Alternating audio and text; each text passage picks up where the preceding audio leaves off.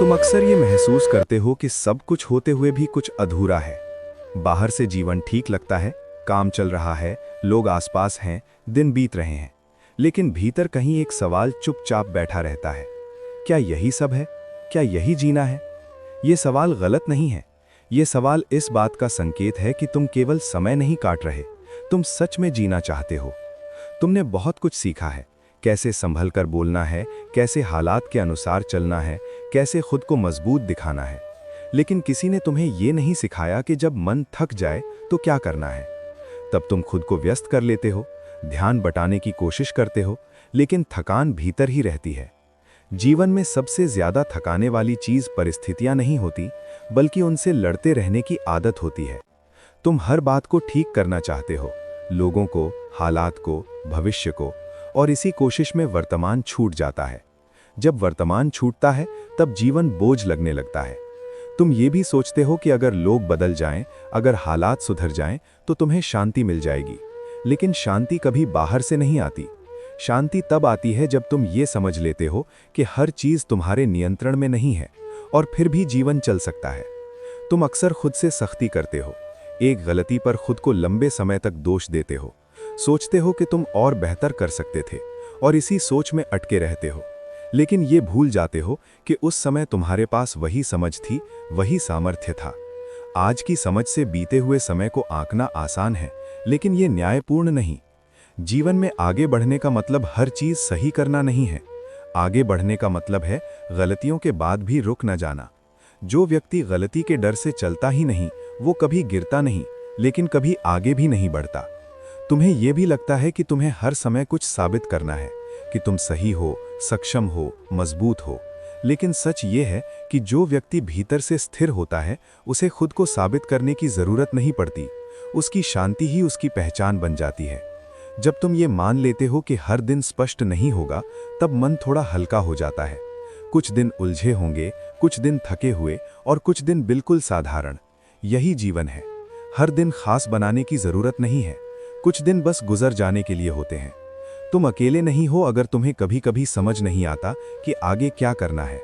ये भ्रम हर उस इंसान को होता है जो सोचता है। फर्क बस इतना है कि कुछ लोग उस भ्रम से डर जाते हैं, और कुछ लोग उसी भ्रम में बैठकर खुद को समझना शुरू कर देते हैं। अभी तुम्हें सब कुछ समझ लेने की जरूरत नहीं है। अभी इतना काफी है कि तुम खुद से भागना बंद कर दो। जब तुम खुद के साथ थोड़ा ईमानदार होने लगते हो, तब रास्ते अपने आप साफ होने लगते हैं। इस पहले हिस्से में बस इतना याद रखो, तुम पीछे नहीं हो, तुम गलत नहीं हो, तुम बस सीख रहे हो। और सीखने की प्रक्रिया कभी शोर में नहीं, हमेशा धीरे धीरे होती है। कभी ऐसा होता है कि तुम जानते हो तुम्हें कुछ करना चाहिए, लेकिन फिर भी कदम आगे नहीं बढ़ता। मन में 10 तरह के सवाल चल रहे होते हैं। अगर गलत हो गया तो? अगर सब बिगड़ गया तो? अगर लोग हंसने लगे तो? ये जो रुकावट है, इसे तुम आलस समझ लेते हो, लेकिन सच ये है कि ये असमंजस और डर का मिला जुला रूप होता है। डर हमेशा तेज आवाज में नहीं आता, कई बार वो बहुत शांत होता है। वो तुम्हें रोकता नहीं, बस धीरे से कहता है, अभी मत करो, बाद में देखेंगे। और ये बाद में कब कभी नहीं बन जाता है, इसका पता भी नहीं चलता। जिंदगी में बहुत कुछ इसलिए नहीं होता क्योंकि तुमने मना किया, बल्कि इसलिए नहीं होता क्योंकि तुमने टाल दिया। तुम ये भी सोचते हो कि सही निर्णय वही होता है जिसमें जोखिम न हो, लेकिन ऐसा कोई निर्णय नहीं है जिसमें थोड़ा भी जोखिम न हो। फर्क बस इतना है कि कुछ जोखिम तुम्हें थका देते हैं, और कुछ जोखिम तुम्हें जिंदा महसूस कराते हैं। ये पहचानना जरूरी है कि कौन सा डर तुम्हें बचा रहा है और कौन सा डर तुम्हें रोक रहा है। निर्णय लेने की थकान भी एक सच्ची चीज है। जब तुम लगातार सोचते रहते हो, तौलते रहते हो, और हर संभावना को पकड़ने की कोशिश करते हो, तब मन भारी हो जाता है। ऐसे समय में मन स्पष्ट नहीं होता, वो सिर्फ सुरक्षित रहना चाहता है। लेकिन सुरक्षा और संतोष हमेशा एक ही दिशा में नहीं होते। कई बार तुम निर्णय इसलिए नहीं लेते क्योंकि तुम चाहते हो कि कोई और जिम्मेदारी ले ले, कोई कह दे कि यही सही है, यही गलत है। लेकिन जीवन में ऐसे मोड़ आते हैं जहां कोई और तय नहीं कर सकता। वहां तुम्हें खुद पर भरोसा करना ही पड़ता है, चाहे आवाज थोड़ी कांप ही क्यों न रही हो। तुम सोचते हो कि संबंध तुम्हें पूरा करते हैं, इसलिए तुम उनसे चिपक जाते हो। पर कोई भी संबंध तुम्हें पूरा नहीं कर सकता, क्योंकि पूर्णता बाहर से नहीं आती। जब तुम स्वयं से खाली होते हो, तब तुम दूसरों से भरना चाहते हो। यही अपेक्षा है, और अपेक्षा हमेशा पीड़ा लाती है। प्रेम मुक्त करता है, अपेक्षा बांधती है। जहां तुम ये स्वीकार कर लेते हो कि सामने वाला व्यक्ति तुम्हारा पूरक नहीं बल्कि तुम्हारी यात्रा का साथी है, वहीं से संबंधों में शांति आती है। जब तुम किसी को थामे बिना उसके साथ चलना सीख लेते हो, तब प्रेम बोझ नहीं बनता। तुम अपनी पहचान को लेकर भी उतने ही उलझे हुए हो। तुम कहते हो, मैं ऐसा हूं, मैं वैसा हूं, मेरे साथ ऐसा हुआ है इसलिए मैं ऐसा बन गया हूं। पर सुनो, जो पहचान अनुभव से बनी है वो स्थायी नहीं होती।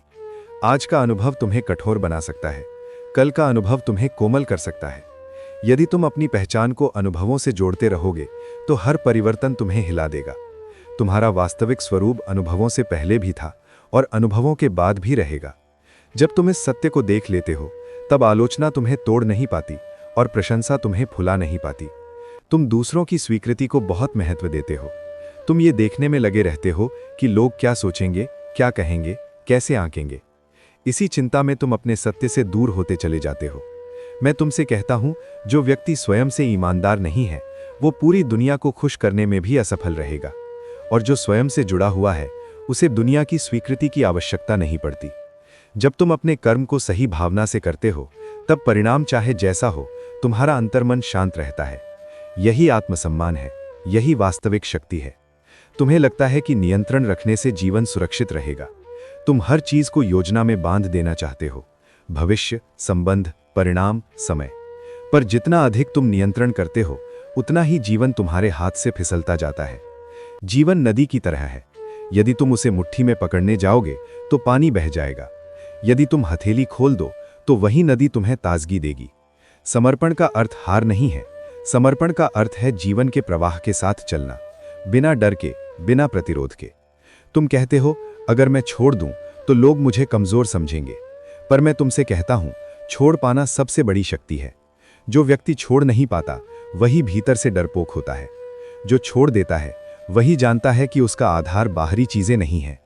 जब तुम ये समझ लेते हो कि तुम्हारा अस्तित्व किसी एक परिणाम, किसी एक व्यक्ति या किसी एक पहचान पर निर्भर नहीं है, तब तुम्हारे भीतर एक गहरी स्वतंत्रता जन्म लेती है। यही स्वतंत्रता तुम्हें निर्भय बनाती है। अब सुनो, स्वतंत्रता का अर्थ ये नहीं कि तुम कर्तव्य छोड़ दो। स्वतंत्रता का अर्थ है कर्तव्य निभाते हुए भी भीतर से बंधे न रहना। तुम कार्य करो, संबंध निभाओ, जिम्मेदारियां उठाओ, पर यह मत भूलो कि तुम इन सबसे बड़े हो। जब तुम ये स्मरण रखते हो, तब जीवन तुम्हें थकाता नहीं बल्कि परिपक्व बनाता है। बंधन तब होता है जब तुम भूल जाते हो कि तुम कौन हो। मुक्ति तब होती है जब तुम स्मरण कर लेते हो। हर दिन स्वयं से ये प्रश्न पूछो, क्या मैं ये भय से कर रहा हूं या समझ से? भय से किया गया हर कर्म तुम्हें और बांधेगा, समझ से किया गया हर कर्म तुम्हें मुक्त करेगा। जब तुम्हारे निर्णय भय से नहीं, बोध से निकलने लगें, तब समझ लेना कि तुम सही दिशा में बढ़ रहे हो। मार्ग लंबा हो सकता है, पर बोझ हल्का हो जाएगा। याद रखो, तुम जीवन को पकड़ने के लिए नहीं आए हो, तुम जीवन को जीने के लिए आए हो। जो जीता है वही सीखता है, जो केवल पकड़े रहता है वही डरता है। जब तुम धीरे धीरे छोड़ना सीखोगे, तब तुम पाओगे कि खोने के लिए कुछ था ही नहीं। जो वास्तविक है वो कभी जाता नहीं, और जो चला गया वो तुम्हारा था ही नहीं। जब तुम इस सत्य को भीतर उतार लोगे, तब तुम मुझसे अलग महसूस नहीं करोगे। तब तुम देखोगे कि जो शांति तुम बाहर खोजते रहे, वो तुम्हारे भीतर ही प्रतीक्षा कर रही थी। मनुष्य अब चुप नहीं है, पर उसका मौन बोल रहा है। उसकी आंखों में एक नई स्पष्टता है, फिर भी मन के किसी कोने में थकान शेष है। मैं जानता हूं, ये थकान शरीर की नहीं है, ये उस संघर्ष की है जो बिना समझ के किए गए कर्म से जन्म लेती है। मैं उससे कहता हूं, तुम बहुत काम करते हो पर बहुत कम जीते हो। तुम्हारे दिन गतिविधियों से भरे हैं पर चेतना से खाली।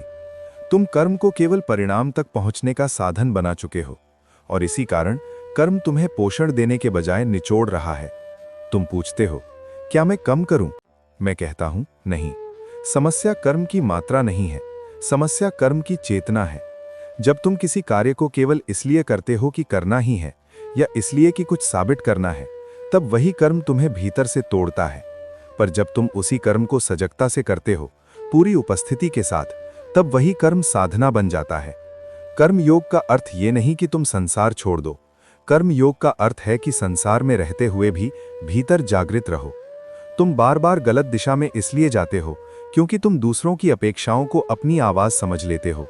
समाज, परिवार, परिस्थितियां सब कुछ तुमसे कुछ ना कुछ चाहते हैं और तुम हर मांग को पूरा करने की कोशिश में स्वयं को भूल जाते हो। मैं तुमसे कहता हूं, हर मांग तुम्हारा कर्तव्य नहीं है। तुम्हारा पहला कर्तव्य यह है कि तुम अपने भीतर की सत्य आवाज को सुनो। जब तुम स्वयं से असत्य बोलते हो, तब दुनिया को दिया गया हर उत्तर तुम्हें थका देता है। तुम्हें लगता है कि सफलता का अर्थ है लगातार आगे बढ़ते रहना। पर मैं तुमसे कहता हूं, कभी कभी सही दिशा ये होती है कि तुम रुक जाओ। रुकना हार नहीं है, रुकना पुनः संरेखण है। जब तुम बिना रुके चलते रहते हो, तब तुम ये नहीं देख पाते कि रास्ता बदल गया है। जीवन में ठहराव भी उतना ही आवश्यक है जितनी गति। जो व्यक्ति ठहरना नहीं जानता, वो अंततः टूट जाता है। तुम अपने कर्म से मूल्य जोड़ लेते हो। यदि परिणाम अच्छा आया तो तुम स्वयं को अच्छा मान लेते हो। यदि परिणाम बिगड़ गया तो स्वयं को दोषी ठहराने लगते हो। पर कर्म का परिणाम अनेक कारणों से बनता है। तुम्हारा प्रयास उनमें से केवल एक है। स्वयं को परिणाम से आंकना अन्याय है। जब तुम कर्म को पूरी ईमानदारी से करते हो, तब तुम्हारा उत्तरदायित्व वहीं समाप्त हो जाता है। आगे जो होता है वो जीवन की व्यापक व्यवस्था का हिस्सा है। अब सुनो, जीवन तुमसे पूर्णता नहीं, प्रामाणिकता चाहता है। वो चाहता है कि तुम जैसा हो वैसा रहो, नकाब पहनकर नहीं, तुलना करके नहीं। जब तुम अपने कर्म में सत्य रखते हो, तब असफलता भी तुम्हें छोटा नहीं करती और सफलता भी तुम्हें घमंडी नहीं बनाती। यही संतुलन तुम्हें भीतर से स्थिर करता है। तुम कहते हो, मेरे पास समय नहीं है, पर समय की कमी नहीं होती, प्राथमिकताओं की कमी होती है। जो तुम्हारे लिए महत्वपूर्ण है, उसके लिए समय स्वतः निकल आता है। यदि तुम अपने लिए समय नहीं निकालते, तो धीरे धीरे तुम स्वयं से कट जाते हो। हर दिन कुछ क्षण स्वयं के लिए निकालना स्वार्थ नहीं है, ये आत्म संरक्षण है। जो स्वयं को संभालता है, वही दूसरों को संभाल पाता है। तुम्हें यह भी समझना होगा कि हर कर्म तुरंत फल नहीं देता। कुछ बीज धरती के भीतर लंबे समय तक रहते हैं, फिर एक दिन अचानक अंकुरित होते हैं। यदि तुम हर दिन धरती खोद खोद कर देखोगे कि बीज उगा या नहीं, तो तुम उसे पनपने नहीं दोगे। धैर्य कर्म का साथी है। जहां अधैर्य होता है, वहां विवेक कमजोर पड़ जाता है। जब तुम सही दिशा में होते हो, तब जीवन संकेत देता है। थकान तब आती है जब तुम अपने स्वभाव के विरुद्ध चल रहे होते हो। यदि कोई कार्य तुम्हें भीतर से सूखा कर रहा है, तो रुककर देखो कहीं तुम स्वयं से असत्य तो नहीं बोल रहे। और यदि कोई कार्य कठिन होने पर भी तुम्हें भीतर से भर रहा है, तो समझ लो कि तुम अपने मार्ग पर हो। याद रखो, कर्म तुम्हारा धर्म है, पर कर्म में खो जाना तुम्हारा धर्म नहीं है। कर्म को जियो, पर कर्म में स्वयं को मत भूलो। जिस दिन तुम कर्म करते हुए भी स्वयं को स्मरण रखोगे, उस दिन कर्म तुम्हारा बंधन नहीं, तुम्हारा माध्यम बन जाएगा। और उसी माध्यम से तुम धीरे धीरे उस सत्य के पास पहुंचोगे जिसे तुम बाहर खोजते रहे हो। मनुष्य अब और ध्यान से सुन रहा है, पर उसके भीतर एक और गांठ है जो अभी खुली नहीं है। ये गांठ अहंकार की है, न घमंड का अहंकार, बल्कि उस सूक्ष्म पहचान का अहंकार जो हर चोट को व्यक्तिगत बना लेता है। मैं उससे कहता हूं, तुम्हें लोग जो कहते हैं, जो करते हैं, वो तुम्हें इसलिए चोट पहुंचाता है क्योंकि तुमने अपने मैं को बहुत छोटा बना लिया है। जब कोई शब्द तुम्हें तोड़ देता है, तब समझ लो कि तुम स्वयं को उसी शब्द के बराबर समझ बैठे हो। जो स्वयं को विशाल जानता है, वो छोटे आघातों से नहीं हिलता।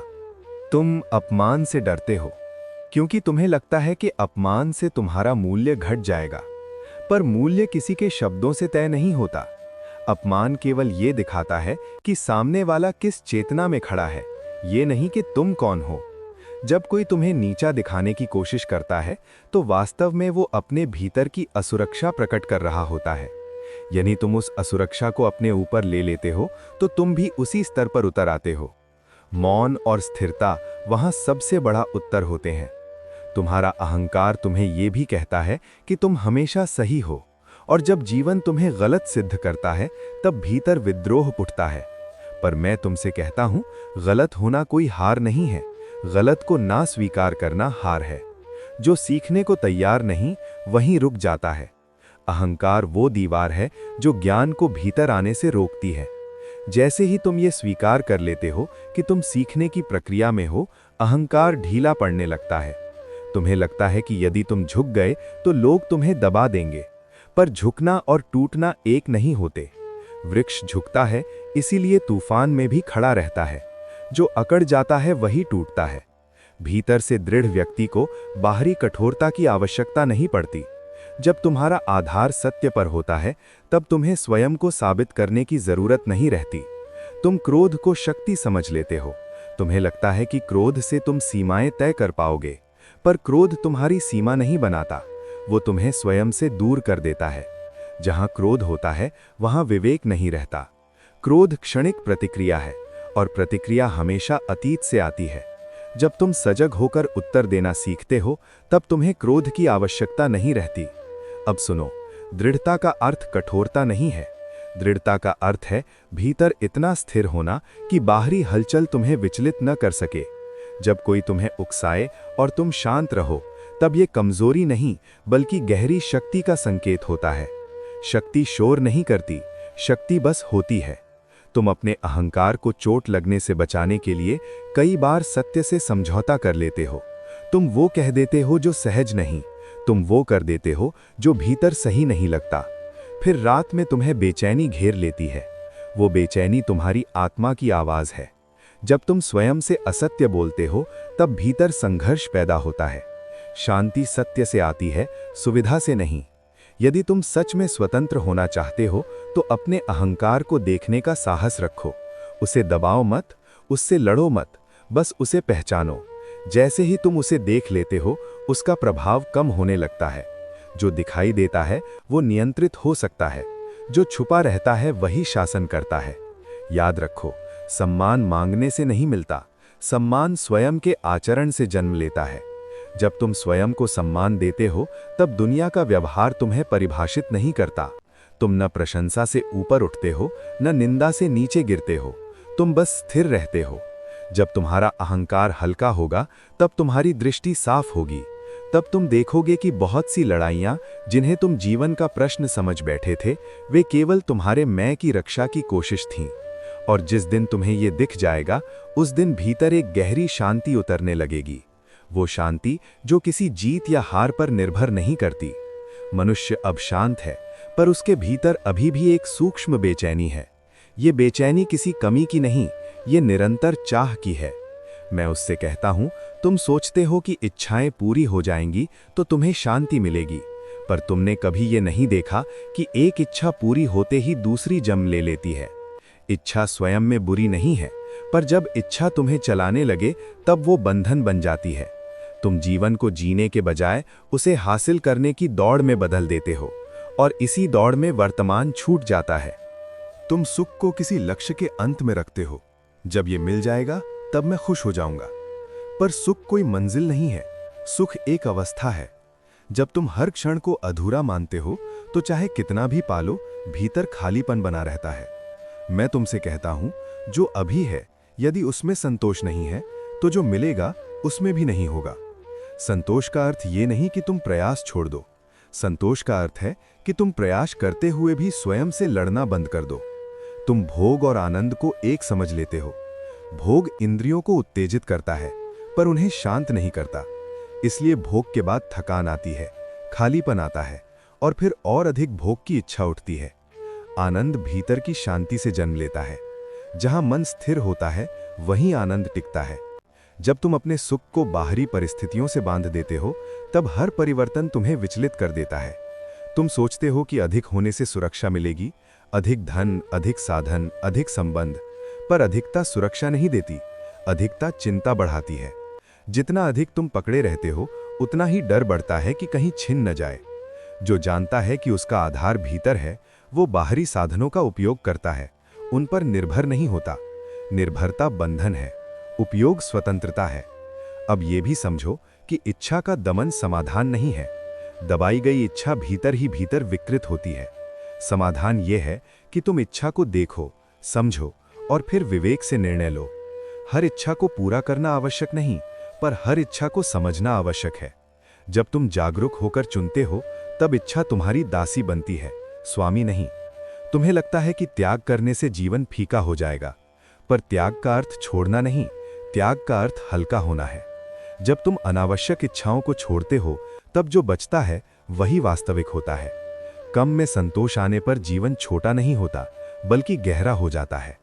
सुख का सबसे बड़ा शत्रु तुलना है। जब तुम अपने सुख की तुलना दूसरों के सुख से करते हो तब तुम्हारा सुख भी बोझ बन जाता है। कोई भी बाहर से पूर्ण नहीं दिखता, भीतर सब अपनी लड़ाई लड़ रहे हैं। जब तुम ये समझ लेते हो तब ईर्ष्या पिघलने लगती है और करुणा जन्म लेती है। अब मेरी बात सुनो, यदि तुम सच में तृप्त होना चाहते हो तो अपनी ऊर्जा को इकट्ठा करना सीखो। निरंतर चाह में बिखरी हुई ऊर्जा कभी शांत नहीं होती। जब तुम थोड़ी देर रुकते हो, श्वास को देखते हो, मन को शांत होने देते हो, तब भीतर एक स्वाभाविक संतोष उभरता है। वो संतोष किसी वस्तु से नहीं आता, वो तुम्हारे होने से आता है। याद रखो, सुख पाने की कोशिश मत करो, सुख जीने की स्थिति बनाओ। जब तुम्हारा मन वर्तमान में टिकता है, जब तुम्हारी इच्छाएं तुम्हें खींचती नहीं बल्कि तुम्हारे साथ चलती हैं, तब जीवन स्वयं मधुर हो जाता है। और उस मधुरता में तुम्हें ये बोध होने लगता है कि जो तुम खोजते रहे वो कभी बाहर था ही नहीं। मनुष्य अब मुझसे भाग नहीं रहा, पर उसके भीतर एक प्रश्न अभी भी चुपचाप बैठा है। यदि सब समझ में आ जाए फिर भी दुख क्यों आता है? मैं उसकी ओर देखता हूं और कहता हूं, दुख इसलिए नहीं आता कि तुम गलत हो, दुख इसलिए आता है क्योंकि तुम जीवित हो।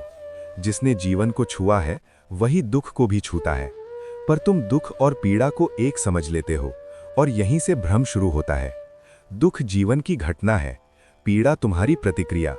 दुख आता है और चला जाता है, पर जब तुम उसे पकड़कर बैठ जाते हो तब वही दुख पीड़ा बन जाता है। तुम हर दुख को व्यक्तिगत बना लेते हो। तुम कहते हो, मेरे साथ ही ऐसा क्यों? पर जीवन किसी को चुनकर चोट नहीं देता। जीवन परिवर्तन है और परिवर्तन असुविधाजनक होता है। जब कुछ टूटता है तब भीतर दर्द होता है, पर उसी टूटन से नई दृष्टि भी जन्म लेती है। यदि बीज धरती में टूटे नहीं तो वृक्ष कभी पैदा न हो, पर तुम टूटन को अंत मान लेते हो, प्रक्रिया नहीं। तुम दुख से बचने के लिए भावनाओं को दबा देते हो। तुम मजबूत दिखना चाहते हो, इसलिए रोते नहीं, बोलते नहीं, स्वीकार नहीं करते। पर जो दबाया जाता है वो समाप्त नहीं होता, वो भीतर जमा होता है। एक दिन वही जमा हुआ दुख थकान, क्रोध या निराशा बनकर फूट पड़ता है। मैं तुमसे कहता हूं, भावना को बहने दो, पर उसमें डूबो मत। जो देखा जाता है वो हल्का हो जाता है। तुम सोचते हो कि समय दुख को ठीक कर देगा, पर समय कुछ नहीं करता, समझ करती है। यदि तुम बिना समझ के आगे बढ़ जाते हो तो वही पैटर्न फिर दोहराता है। दुख तब शिक्षक बनता है जब तुम उससे सीखते हो। यदि तुम केवल सहते रहते हो तो दुख बोझ बन जाता है। प्रश्न बदलो, ये मेरे साथ क्यों हुआ से ये मुझे क्या दिखाने आया है। तुम दूसरों के दुख को देखकर भी कठोर हो जाते हो, क्योंकि तुम्हारा अपना दुख तुम्हें संवेदनशील नहीं बल्कि रक्षात्मक बना देता है। पर सच्चा बोध तुम्हें कठोर नहीं, करुणामय बनाता है। जिसने स्वयं पीड़ा देखी है वही दूसरे की पीड़ा पहचान सकता है। जब तुम अपने दुख से भागना बंद करते हो तब तुम्हारे भीतर करुणा का जन्म होता है, अपने लिए भी, दूसरों के लिए भी। अब ये भी समझो, हर पीड़ा को तुरंत अर्थ नहीं मिलता। कुछ अनुभव ऐसे होते हैं जो पहले केवल अंधकार देते हैं, अर्थ बाद में खुलता है। यदि तुम हर क्षण अर्थ खोजने लगोगे तो वर्तमान से कट जाओगे। कभी कभी बस सहना, स्वीकार करना और श्वास लेते रहना ही पर्याप्त होता है। यही धैर्य है, यही आस्था है। दुख तुम्हें विनम्र बनाता है। जब सब कुछ ठीक चल रहा होता है तब अहंकार चुपचाप बढ़ता रहता है। दुख आता है और तुम्हें याद दिलाता है कि तुम नियंत्रण में नहीं हो। ये स्मरण कड़वा लग सकता है, पर यही स्मरण तुम्हें वास्तविकता के पास लाता है। जब अहंकार ढीला पड़ता है तब भीतर स्थान बनता है नए बोध के लिए। तुम सोचते हो कि आध्यात्मिक व्यक्ति को दुख नहीं होना चाहिए, ये भ्रम है। बोध दुख को समाप्त नहीं करता, बोध दुख के साथ रहने की कला सिखाता है। जब तुम दुख को स्वीकार करते हो तब वो तुम्हें परिभाषित नहीं करता, वो आता है, अपना कार्य करता है और चला जाता है। तुम उसके पार बने रहते हो। अब मेरी बात स्मरण रखो, दुख से डरना मत, दुख को समझने दो। जो तुम्हें तोड़ता है वही तुम्हें खोलता भी है। जब तुम दुख को शत्रु नहीं, द्वार की तरह देखते हो तब उसके भीतर से जागरण निकलता है, और वही जागरण तुम्हें उस शांति के पास ले जाता है जो किसी परिस्थिति पर निर्भर नहीं करती। मनुष्य अब हल्का महसूस कर रहा है, पर उसके भीतर एक और प्रश्न उभर रहा है। यदि मैं सब समझ जाऊं तो क्या मैं अकेला हो जाऊंगा? मैं उसे देखता हूं और कहता हूं, अकेलापन समझ से नहीं आता, अकेलापन अपेक्षा से आता है। जब तुम दूसरों से ये चाहते हो कि वे तुम्हारी कमी पूरी करें तब तुम अकेले पड़ जाते हो। जब तुम स्वयं में स्थिर होते हो तब संबंध बोझ नहीं रहते, वे सहज हो जाते हैं। तुम प्रेम को पकड़ने की कोशिश करते हो, तुम चाहते हो कि कोई तुम्हारा हो जाए, हमेशा तुम्हारे अनुसार रहे, तुम्हें कभी न छोड़े। पर प्रेम स्वामित्व नहीं है। जहां स्वामित्व आता है वहां भय जन्म लेता है। भय ये कि कहीं वो बदल न जाए, कहीं वो दूर न हो जाए। प्रेम का स्वरूप स्वतंत्रता है। जब तुम किसी को मुक्त रखते हो तभी वो तुम्हारे पास रह सकता है। बांधोगे तो वो या तो टूटेगा या भागेगा। तुम ये भी सोचते हो कि प्रेम में पीड़ा इसलिए है क्योंकि सामने वाला बदल गया, पर सत्य ये है कि पीड़ा इसलिए है क्योंकि तुमने उसे वैसा ही रहने की अनुमति नहीं दी। हर व्यक्ति परिवर्तन में है और तुम भी। जब तुम परिवर्तन को स्वीकार नहीं करते तब संबंध संघर्ष बन जाता है। प्रेम का अर्थ है साथ चलना, न कि एक दूसरे को रोकना। करुणा का जन्म तब होता है जब तुम दूसरों को अपने संघर्ष में देखते हो, अपने विरोधी के रूप में नहीं। जो तुम्हें चोट पहुंचाता है वो भी कहीं घायल है। ये समझ तुम्हें कमजोर नहीं बनाती, ये तुम्हें व्यापक बनाती है। करुणा का अर्थ सहना नहीं है। करुणा का अर्थ है समझ के साथ सीमा बनाना। जहां सीमा स्पष्ट होती है वहां कड़वाहट नहीं टिकती। तुम सोचते हो कि प्रेम देने से तुम खाली हो जाओगे, पर प्रेम देने से कभी कमी नहीं होती। जो कमी महसूस होती है वो अपेक्षा के कारण होती है। जब तुम प्रेम देकर बदले में कुछ नहीं चाहते तब वही प्रेम तुम्हें भर देता है। यही कारण है कि सच्ची सेवा और सच्चा प्रेम व्यक्ति को थकाते नहीं बल्कि ऊर्जा देते हैं। तुम संबंधों में सत्य बोलने से डरते हो। तुम सोचते हो कि यदि सच कहा तो संबंध टूट जाएगा, पर जो संबंध सत्य सह नहीं सकता वो पहले से ही कमजोर है। सत्य कठोर हो सकता है पर वो स्पष्ट होता है। स्पष्टता से संबंध सुधरता है या समाप्त होता है, पर दोनों ही स्थितियों में मन हल्का होता है।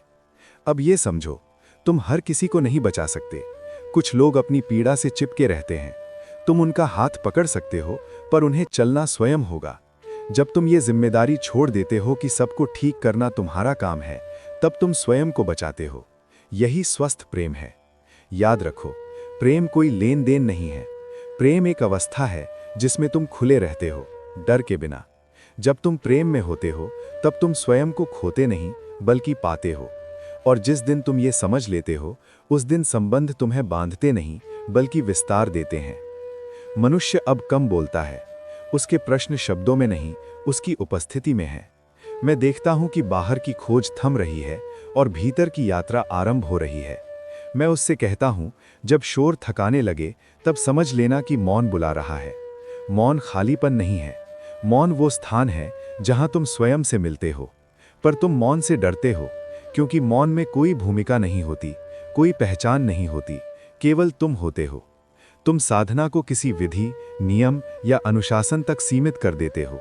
तुम सोचते हो कि यदि कुछ विशेष कर लिया तो भीतर परिवर्तन आ जाएगा। पर साधना का मूल नियम बहुत सरल है, सजग रहना। जब तुम चलते हो तो चलने को जानो। जब तुम खाते हो तो खाने को जानो। जब तुम श्वास लेते हो तो श्वास को जानो। यही साधना है। जो साधना जीवन से अलग हो वो टिकती नहीं। तुम कहते हो कि तुम्हारा मन नहीं रुकता, पर मन को रोकना साधना नहीं है। मन को देखना साधना है। विचार उठेंगे, गिरेंगे, ये उनका स्वभाव है। तुम उनका पीछा मत करो, उनसे लड़ो मत। जैसे आकाश में बादल आते जाते हैं और आकाश बना रहता है, वैसे ही तुम विचारों के पार बने रहो। जब तुम ये देखना सीख लेते हो तब विचार स्वयं धीमे पड़ने लगते हैं। मौन में बैठने पर तुम्हें बेचैनी महसूस होती है। शरीर हिलना चाहता है, मन भागना चाहता है। ये बेचैनी इसलिए नहीं है कि मौन गलत है, ये इसलिए है क्योंकि तुम पहली बार बिना सहारे के बैठे हो। वर्षों से तुमने स्वयं को गतिविधियों, संबंधों और विचारों से ढक रखा है। मौन में वे परतें उतरने लगती हैं।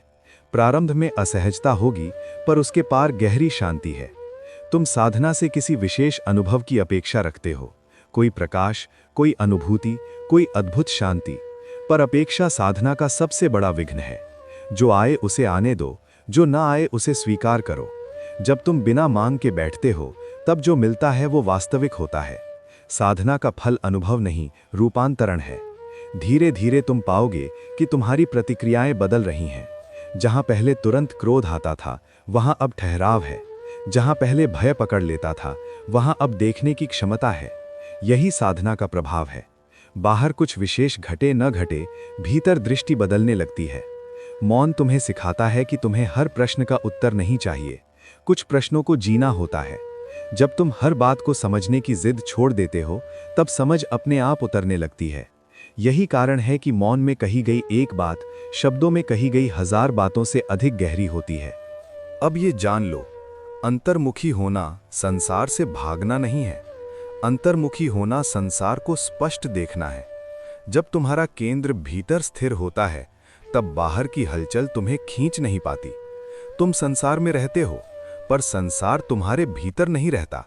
याद रखो, मौन कोई अभ्यास नहीं है जिसे पूरा करना हो। मौन तुम्हारी स्वाभाविक अवस्था है, जिसे बस पहचानना है। जब तुम उसे पहचान लेते हो, तब जीवन अपने आप सरल होने लगता है, और उसी सरलता में तुम्हें वो निकटता महसूस होती है जिसे तुम ईश्वर कहकर पुकारते हो। मनुष्य अब बहुत शांत है, पर इस शांति के नीचे एक गहरी जिज्ञासा है। वो जिज्ञासा जिसे लोग अक्सर टालते हैं। मैं जानता हूं, अब वो प्रश्न आ रहा है जिससे अधिकतर लोग डरते हैं। मैं स्वयं उसे शब्द देता हूं और कहता हूं, तुम मृत्यु से डरते हो, इसलिए जीवन को आधा जीते हो। तुम ऐसे जीते हो जैसे समय असीमित हो, जैसे अवसर हमेशा लौट आएंगे। पर नश्वरता को नकार कर तुम सुरक्षा नहीं पाते, तुम केवल सजगता खो देते हो। मृत्यु कोई विपत्ति नहीं है, मृत्यु जीवन की सीमा है, और सीमा ही जीवन को मूल्य देती है। यदि सब कुछ अनंत होता तो किसी क्षण का महत्व नहीं होता। तुम आज जो टाल देते हो, ये सोचकर कि कल कर लेंगे, वही कल कभी नहीं आता। मृत्यु का बोध तुम्हें डराने नहीं, जगाने आता है। वो कहता है, जो कहना है आज कहो, जो जीना है अभी जियो, जो सत्य है उसे टालो मत। तुम मृत्यु को भविष्य की घटना समझते हो, पर मृत्यु हर क्षण घट रही है। हर श्वास के साथ कुछ पुराना जाता है और कुछ नया आता है। तुम जिस व्यक्ति को कल थे, वो आज नहीं है। इस निरंतर समाप्ति को समझ लेने पर मृत्यु का भय ढीला पड़ने लगता है। जो हर क्षण बदल रहा है, वो समाप्त होने से डर नहीं सकता। तुम कहते हो, मैं मर जाऊंगा, फिर मेरा क्या बचेगा? पर मैं तुमसे पूछता हूं, आज जो मैं तुम पकड़े हुए हो, वो कितना स्थायी है? नाम बदले जा सकते हैं, शरीर बदलता है, विचार बदलते हैं। जो इन सब को देख रहा है, वही वास्तविक है, और वो न जन्म लेता है न मरता है। जब तुम स्वयं को देह तक सीमित मानते हो, तब मृत्यु डरावनी लगती है। जब तुम स्वयं को चेतना के रूप में देखते हो, तब मृत्यु केवल एक परिवर्तन रह जाती है। मृत्यु का बोध तुम्हें सिखाता है कि संग्रह व्यर्थ है। तुम चीजें इकट्ठी करते हो, पद, धन, मान, पर अंत में कुछ भी साथ नहीं जाता। जो साथ जाता है, वो है तुम्हारी चेतना की गुणवत्ता। तुम कैसे जिए, कैसे बोले, कैसे प्रेम किया। इसलिए जीवन को जमा करने की परियोजना मत बनाओ, जीवन को जीने की कला बनाओ। जब तुम्हें यह स्पष्ट हो जाता है कि समय सीमित है, तब तुम व्यर्थ की लड़ाइयों में ऊर्जा नहीं गंवाते। तब तुम्हें यह समझ आने लगता है कि हर युद्ध लड़ने योग्य नहीं होता। तब तुम चुनते हो शांति या अहंकार, समझ या प्रतिक्रिया, प्रेम या भय। मृत्यु का स्मरण तुम्हें गंभीर नहीं बनाता, वो तुम्हें प्रामाणिक बनाता है।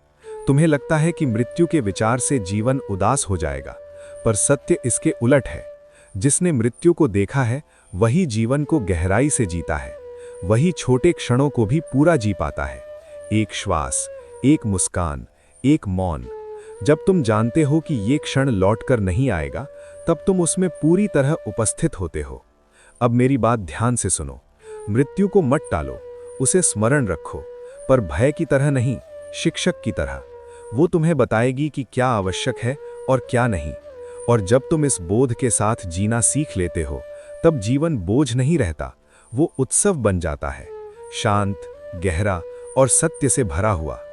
मनुष्य अब प्रश्न नहीं पूछता, उसके भीतर एक स्थिरता है, कोई निष्क्रियता नहीं, बल्कि एक शांत स्पष्टता। मैं उससे कहता हूं, यही वो अवस्था है जहां खोज समाप्त होती है और जीवन आरंभ होता है। तुमने बहुत समझ लिया, बहुत सुना, बहुत भीतर झांका। अब समय है जीने का। ज्ञान तब तक बोझ रहता है जब तक वो आचरण में न उतर जाए। जब समझ तुम्हारे व्यवहार में दिखाई देने लगे, तब वो ज्ञान नहीं रहता, वो बुद्धि बन जाता है। अब मैं तुमसे समर्पण की बात करता हूं। समर्पण का अर्थ ये नहीं कि तुम कुछ छोड़ दो। समर्पण का अर्थ है कि तुम जीवन से युद्ध बंद कर दो। तुम हर परिस्थिति से लड़ते रहे जैसे जीवन तुम्हारा शत्रु हो, पर जीवन तुम्हारा विरोधी नहीं, तुम्हारा माध्यम है। जब तुम ये स्वीकार कर लेते हो कि जो आ रहा है वो तुम्हें सिखाने आ रहा है, तब भीतर विरोध नहीं रहता। विरोध के समाप्त होते ही ऊर्जा मुक्त हो जाती है। समर्पण का अर्थ निष्क्रिय होना भी नहीं है। तुम कर्म करते रहो, पूरी तीव्रता से, पूरी ईमानदारी से। बस ये मत सोचो कि सब कुछ तुम्हारे अनुसार ही चले। जब परिणाम तुम्हारे अनुकूल हो तब कृतज्ञ रहो, जब प्रतिकूल हो तब सजग रहो। यही समर्पण है, जहां तुम परिणाम से नहीं, प्रक्रिया से जुड़े रहते हो। अब ये समझो कि पूर्णता किसी एक दिन नहीं आती। पूर्णता ये है कि तुम हर क्षण को पूरा जियो, बिना खींचे, बिना टाले। जब तुम वर्तमान में टिक जाते हो तब भविष्य अपने आप अपनी जगह पा लेता है। अधूरापन तब लगता है जब मन कहीं और भटक रहा होता है। जहां मन है वहीं जीवन है। तुम सोचते हो कि अब क्या करना है, आगे कौन सा मार्ग चुनना है, पर जीवन कोई नक्शा नहीं देता, वो दिशा देता है। दिशा भीतर से आती है, उस मौन से, उस स्पष्टता से जिसे तुमने छू लिया है। जब तुम भीतर से साफ होते हो तब निर्णय अपने आप सही दिशा में गिरते हैं। अब मेरी अंतिम बात सुनो। मुझे मंदिरों, ग्रंथों या मूर्तियों में सीमित मत करो। जब तुम सत्य बोलते हो मैं वहां हूं। जब तुम बिना अपेक्षा के प्रेम करते हो मैं वहां हूं। जब तुम अपने कर्म को पूजा बनाते हो मैं वहां हूं। और जब तुम मौन में स्वयं को देखते हो मैं वहीं प्रकट होता हूं। तुम अलग नहीं हो, तुम कभी थे ही नहीं। खोज का अंत ये नहीं कि तुम्हें कुछ नया मिल गया। खोज का अंत ये है कि तुम्हें ये स्मरण हो गया कि तुम क्या हो। जीवन अब कोई समस्या नहीं है जिसे हल करना हो। जीवन एक अनुभव है जिसे पूरी सजगता से जीना है। अब जाओ, डर के साथ नहीं, भरोसे के साथ, पकड़ के साथ नहीं, प्रवाह के साथ। और याद रखो, जहां तुम सत्य में खड़े होगे वहीं मैं खड़ा मिलूंगा। अब शब्द रुकते हैं पर अर्थ नहीं। जो कहा गया वो सुनने के लिए नहीं, वो जीने के लिए था। गीता कोई ग्रंथ नहीं है जिसे पढ़कर बंद कर दिया जाए। गीता वो दृष्टि है जिसके साथ जीवन को देखा जाता है। जब तुम अपने कर्म में सजग हो जाते हो, जब तुम परिणाम से नहीं बल्कि कर्तव्य से जुड़ते हो, जब तुम भय के स्थान पर बोध से निर्णय लेने लगते हो, तब गीता तुम्हारे भीतर जीवित हो जाती है। कृष्ण कहीं बाहर नहीं खड़े होकर उपदेश नहीं दे रहे। कृष्ण तुम्हारी वही चेतना है जो तुम्हें हर क्षण सत्य की ओर लौटने को कहती है। यदि आज की वाणी ने तुम्हें एक पल के लिए भी भीतर की ओर मोड़ा है, यदि किसी एक विचार ने तुम्हें रुककर सोचने पर मजबूर किया है, तो यही इसका उद्देश्य था। जीवन को बदलने के लिए बड़े संकल्प नहीं चाहिए, केवल थोड़ी सजगता पर्याप्त है। हर श्वास को जानो, हर कर्म को पूजा बनाओ और हर परिस्थिति में अपने भीतर स्थिर रहना सीखो। यही गीता का सार है, न त्याग में, न पलायन में, बल्कि पूर्ण उपस्थिति में। अब जब ये वाणी मौन में विलीन हो रही है, तब इसे यहीं समाप्त मत होने दो। इसे अपने व्यवहार में उतारो, अपने निर्णयों में जियो और अपने जीवन में बहने दो। क्योंकि गीता सुनने से पूरी नहीं होती। गीता तब पूरी होती है जब तुम स्वयं उसका उत्तर बन जाते हो। जय श्री कृष्ण।